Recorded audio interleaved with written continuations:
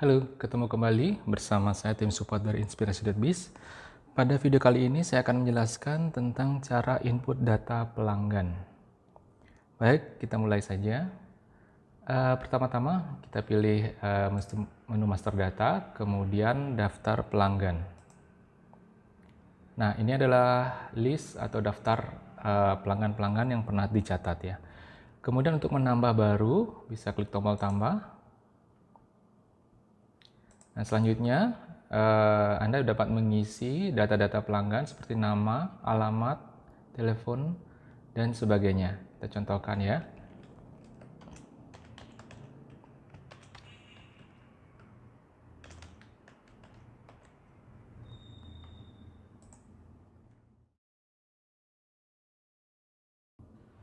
Nah, selanjutnya bisa diisi settingan seperti ini.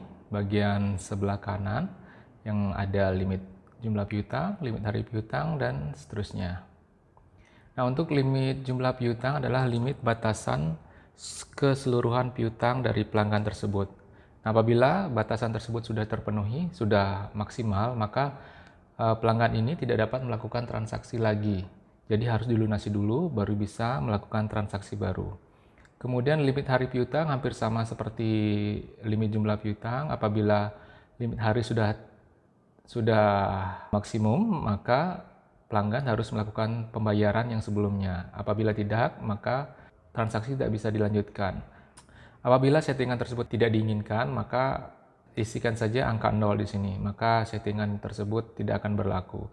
Nah, untuk jatuh tempo adalah nilai jatuh tempo untuk transaksi kredit dari penjualan.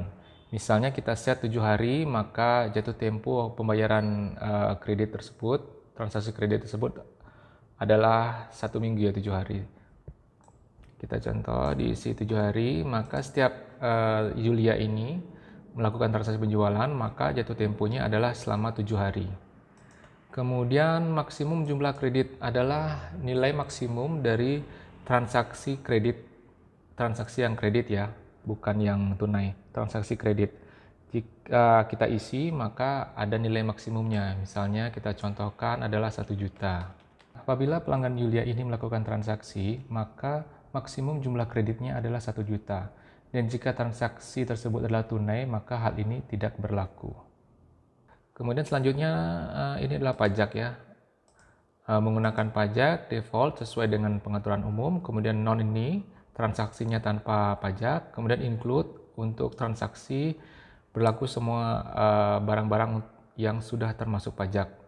Kemudian exclude adalah untuk transaksi barang-barang yang belum termasuk pajak, nanti ditambah lagi sesuai dengan pajaknya, misalnya 10%, ditambah 10% jadinya kalau exclude. Kemudian nilai pajak ini diset dari, jika pilih default, maka nilai pajak tersebut akan diambil dari pengaturan umum. Apabila dari pelanggan, maka kita wajib diisi di sini, misalnya 10 ya. Maka jika membuat transaksi, maka nilai pajaknya adalah 10%.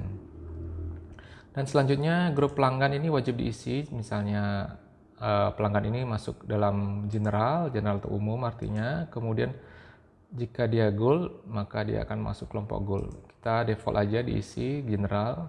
Kemudian tipe potongan, apabila diperlukan maka diisi tipe potongannya.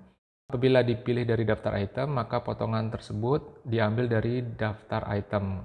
Apabila dari grup per faktur, maka potongan tersebut akan diambil dari potongan grup pelanggan. Apabila grup per item, maka akan diambil dari grup pelanggan, tapi dikenakan per item.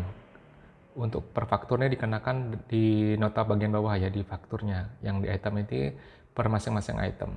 Tapi kalau yang ini daftar item, sesuai dengan potongan yang tercantum di daftar item barang, maka dikenakan per masing-masing item. Kemudian wilayah, ini adalah pengelompokan wilayah ya, pelanggan tersebut kelompok wilayah mana. Kemudian sub wilayahnya juga, apabila diperlukan maka bisa diisi, apabila tidak bisa diabaikan saja. Ini fungsinya untuk di laporan, maka kita nanti bisa menyeleksi laporan pelanggan per wilayah mana, total penjualannya maksudnya ya. Untuk sales kita bisa isi bahwa pelanggan ini datang dari sales siapa, misalnya Sila atau Imam ini. Nah, untuk data sales agar kelihatan di sini harus diisi di daftar sales yang ini ya. Nanti selanjutnya akan kita jelaskan cara pengisian daftar sales.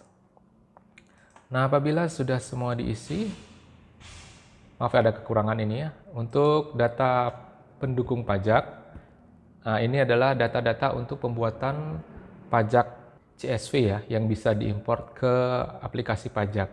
Nanti data tersebut harus diisi seperti NPWP, NIK-nya diisi juga, nama yang tertera di NPWP, alamat yang tertera di NPWP. Apabila sudah selesai, maka bisa disimpan. Oke, simpan berhasil.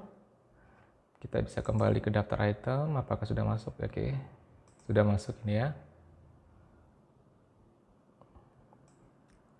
Sudah masuk datanya. Kemudian untuk mengubah data, misalnya Anda ingin mengganti data pelanggannya, bisa diklik salah satu, kemudian klik tombol edit pensil tersebut. Nah, misalnya saya akan tambahkan di sini.